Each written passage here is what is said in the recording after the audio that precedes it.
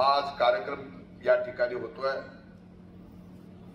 आज व्यासपीठावर सर्व मान्यवर बसलेले,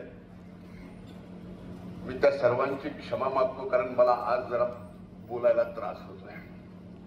पण माझ्या आईचं नाव घेतल्याशिवाय हा कार्यक्रम पूर्ण होऊ शकत नाही, म्हणून श्रीमती गयाबाई, जिला आम्ही जीजी म्हणतो, आज प्रामुख्याने इथं उपस्थित आहेत। अण्णाभाऊ साठेंच्या वर बोलायचं झालं तर 2.5-3 तासाचं भाषण मी करू शकतो, पण आज एकूण आत्ताच्या वातावरणामध्ये थोरातांनी सांगितलं 144 गावं जाऊन आले, त्यामुळं खऱ्या अर्थानं मी बोलायची हिंमत या ठिकाणी उभा राहून करावी। 144 गावात त्यांना जो अनुभव आला, तो बीड जिल्ह्याच्या अनेक जिल्ह्याच्या प्रत्येक गावागावावरती अनुभव आलेला आहे। मी तर म्हणेल की आपण सुद्धा आपले आपले महापुरुष बांधून घेतले। छत्रपती शिवाजी महाराजांची जयंती म्हणले की फक्त मराठा समाजाने करायची, परमपूजनीय डॉक्टर बाबासाहेब आंबेडकरांची जयंती म्हणलं की ती फक्त मागासवर्गीय समाजाने करायची,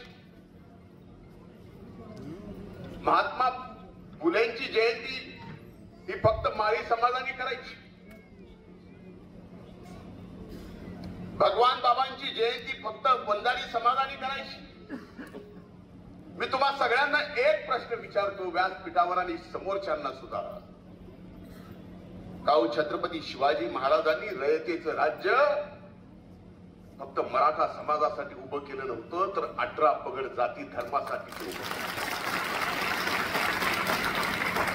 परमपूजनीय डॉक्टर बाबासाहेब आंबेडकरांनी संविधान या देशाला दिलं, ते संविधान फक्त मागासवर्गीय समाजापुरतं नव्हतं। साहित्यातून उपाशी माणसाची व्यथा खऱ्या अर्थानं कुणी मांडली, लिहिली, ती अण्णाभाऊ साठेंनी, ज्यांची जयंती आपण आज साजरी करतोय, तो उपाशी माणूस फक्त मातंग नव्हता। महात्मा फुलेंनी स्वातंत्र्याच्या अगोदर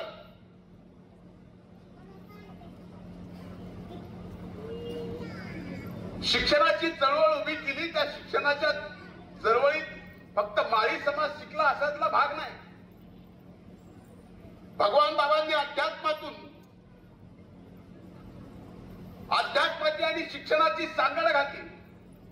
शिक्षण फक्त वंजारी समाजापुरतं नव्हतं, म्हणून माझे हात जोडून कळकळीची विनंती आहे,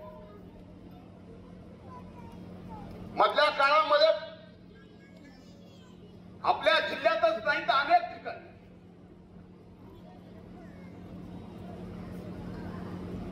सामाजिक समता उरली नाही। मला तर सांगायला लाज वाटते,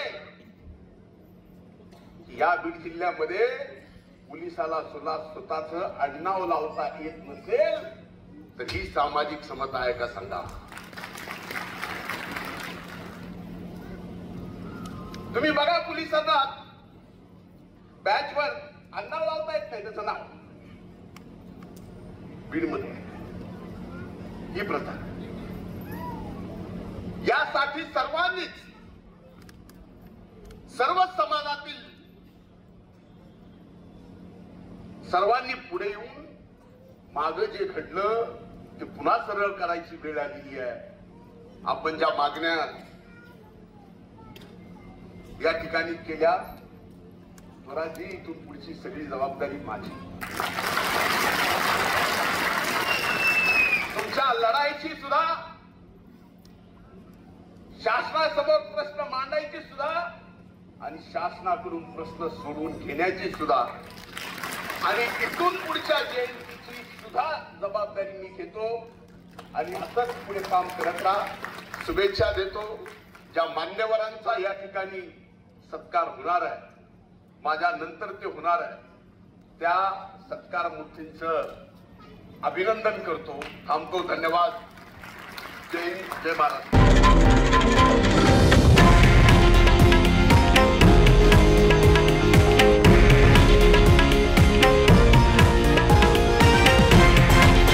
हे आहे देशातील नंबर 1 न्यूज नेटवर्क आणि आपण पाहत आहात TV9 मराठी, एकमेव.